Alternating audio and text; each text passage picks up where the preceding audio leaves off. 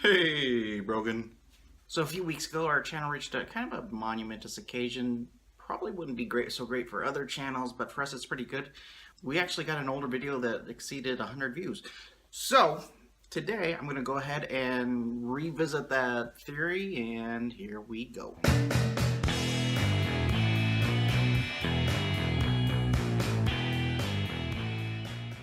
So if you haven't seen the first half of the Marvel Timeline Theory, I'll go ahead and leave the link down in the description down below, and probably put a link up here somewhere at the end of the video, if I remember. So go ahead, go watch that, and then come back here and watch this one. Why not? So basically where I left off with that one is there's a few kind of things that reference that maybe it could be linked, maybe not. However, last week we had the digital release of Guardians of the Galaxy Volume 2 come out, which it actually comes out on DVD and Blu-ray later this month. Because of that movie, we now have pretty good proof that the theory is actually true, as close as it can be. So if you haven't seen Guardians of the Galaxy Volume 2 yet, kind of spoilery-ish, but not really, because the scene that we're going to be talking about doesn't really matter in terms of how the storyline goes. But honestly, I mean, if you haven't watched it by now yet, you're probably not going to care about any form of spoilers at all anyway. So if you don't know by now, most of the Marvel movies that have been made have had a cameo of this guy right here. He is in fact Stan Lee, which he's the creator of most of the Marvel heroes and villains. So up until recently, all those appearances have basically just been kind of their way of including him in the process of making the movies, and just kind of used as little jokes. That has now changed since Guardians of the Galaxy Volume 2 has come out. A few years ago, there was actually a theory that started circulating around saying that Stan Lee was actually playing a specific character. So for those of you who don't really read the comic books that often, or at all, there's characters called Watchers. These guys. Basically what they are entities that do what their names are, is they have planets that they just basically watch. So the theory is that Stan Lee was actually playing one of those watchers, namely Watu, which he's Earth's watcher. There really wasn't anything that said yes or no to this, so I didn't include that before. However, for those of you who have seen it, the cameo that Stan Lee plays in Guardians of the Galaxy Volume 2 is actually where he's talking with a group of watchers. So you can't really just basically say, oh, well, he's with those characters, so he must be one of them, because he doesn't really look like them. In the comic books, they do have the ability to change their shapes, so not necessarily looking like them isn't really an issue for the theory. However, there are two quotes that actually link him to playing this character. And they're actually really important people in the process of making the movies.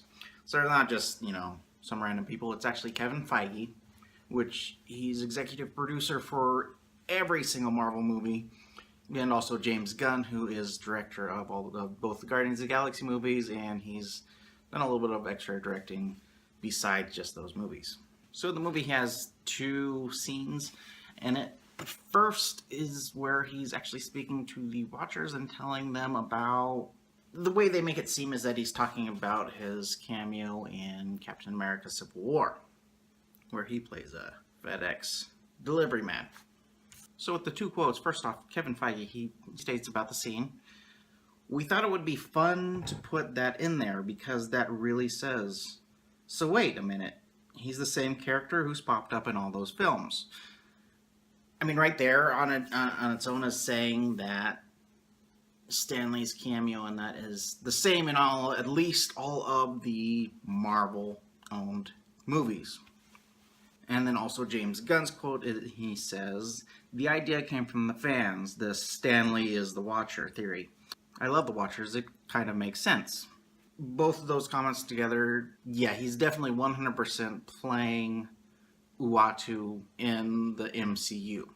The problem is you can't really just assume based off of what they said and what happened in the movie that there's any form of connection whatsoever to the Marvel own side of the movies. There's a bit of an issue that comes up with this scene being where it is and what movie it's in. The scene that they're talking about where he played a FedEx delivery man took place in Captain America Civil War, which chronologically takes place after Guardians of the Galaxy Volume 2. Guardians of the Galaxy Volume 2 takes place in 2014, whereas Captain America Civil War takes place somewhere around 2016-ish.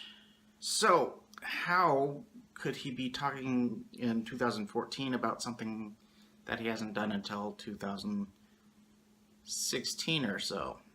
The answer is actually in a non-MCU movie. Back in 2005's Fantastic Four, man, we really use that 2005 Fantastic Four a lot, don't we? In that one, Stan Lee played a cameo of a delivery man. Welcome back to the Baxter, Dr. Richards. I've got the usual for you. Good to have you back, sir. Thanks, Willie.